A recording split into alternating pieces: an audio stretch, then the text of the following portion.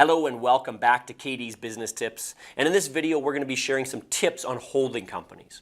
What is a holding company? Well, a holding company is simply a corporation that is set up and designated as a holding company to hold shares of other corporations or other real estate and assets and investments. Now, one of the first tips you need to know about having a holding company is the idea is not to run a business or active business out of a holding company. The reason for the holding company holding the assets is because it should be attracting no liability. Whereas the operating company that runs the active income and the operations of a business, that's where the liability typically is. And that's why we separate the assets out into a holding company.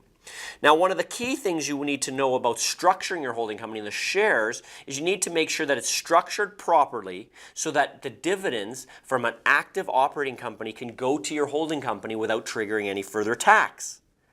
So tax-free dividends, if you want to call it that. If it's structured correctly, your active operating company can take dividends. It already paid its corporate tax, but instead of paying further tax, like you would personally if you took them, you move it to the holding company, and if it's structured properly, there's no further tax to pay at that point in time. So structuring your holding company and structuring your operating company together tax efficiently is very key to make sure you get those dividends without paying further tax, okay? You also need to make sure when you're structuring a hold company that you don't mess up what's called the capital gains exemption, the lifetime capital gains exemption on your operating company.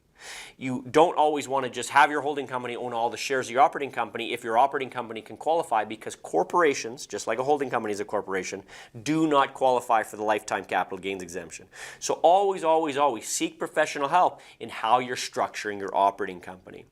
And one last thing you want to make sure is no matter what you do, always minimize the liability in that holding company, because that is where you are going to hold your assets.